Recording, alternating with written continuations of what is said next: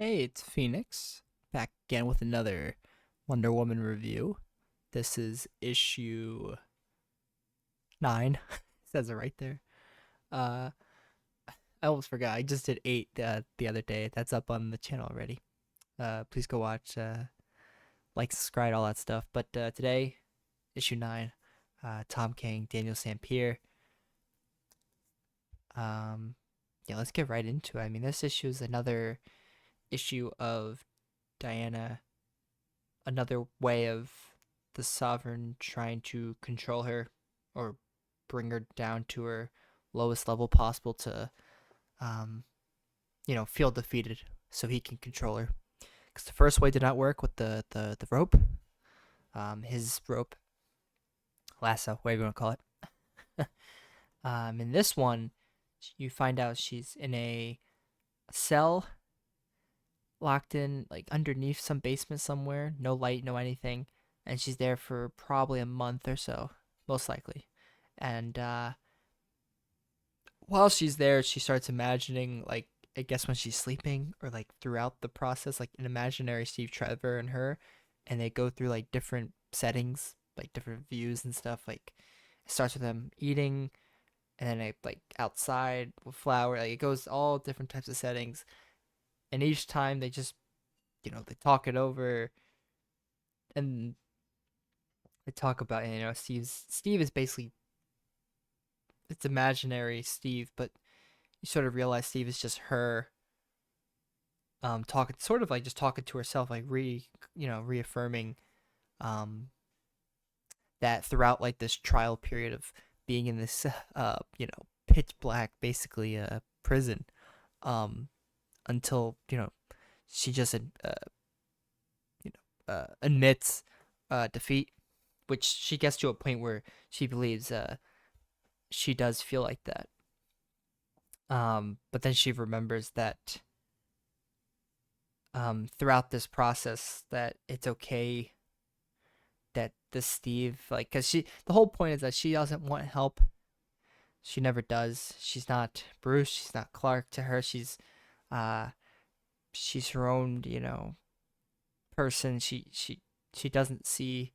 It's funny that she believes this way, since she is on a Justice League. But I guess at the root of it, she is a meant to be a strong, independent type woman, especially when you come from um a race of Amazon, from Themyscira, which is crazy. You see like Jumpa, her kangaroo. Um, oh wait, half mule. Oh, okay, kangaroo, half mule, whatever the hell it is. I forget the lore behind it. I wasn't reading Wonder Woman back in the 60s and 70s. If it was then, I don't remember. Um, when all of the superheroes had pets.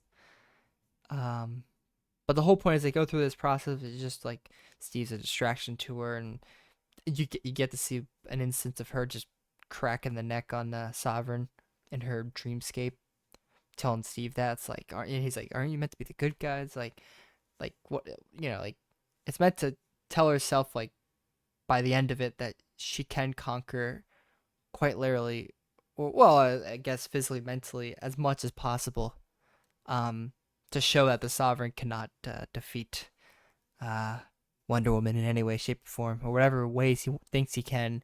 He forgets that she is Wonder Woman. It's sort of like the Batman thing. Like Batman is like Darkseid. um,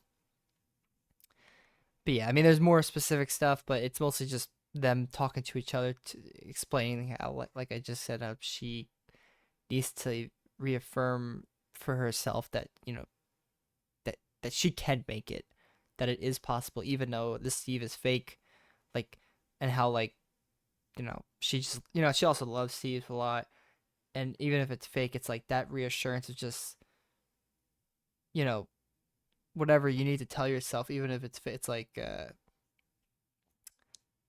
what was I gonna say? Oh, that this dreamscape is helpful enough to put her back into a healthy mindset of, like, you know, you're Wonder Woman, you've battled worse, you know, everything that he's done to you seems like you would be defeated, but she has finally found a love within this dreamscape while she's mentally like dying away. She says she ate a rat. She didn't want to, and then another rat came looking for her. Uh, I guess friend or lover, whatever. I guess she could talk to rats. I don't know. Who knows how true that is?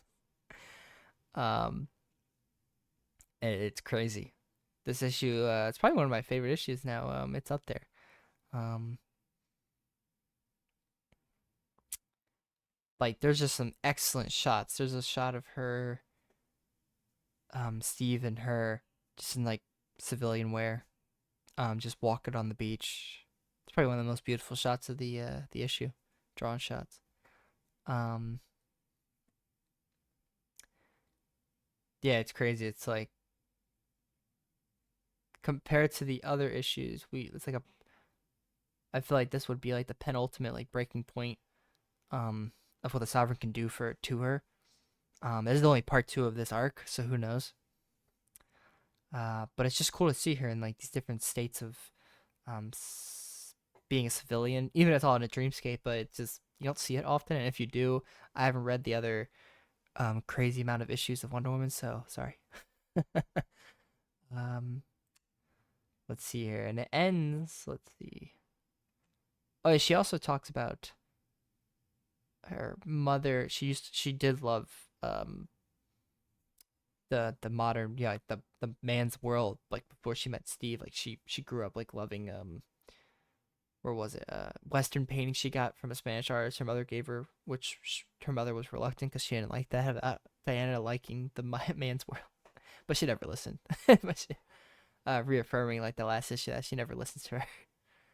And at the end, finally, you actually see that the Sovereign's like talking. It's like, oh, let's see how, you know, how much we could do to her to make her feel defeat. And you just see it, like she's just sitting there with the fellow rat, and she says, "All right, old man, what is next?"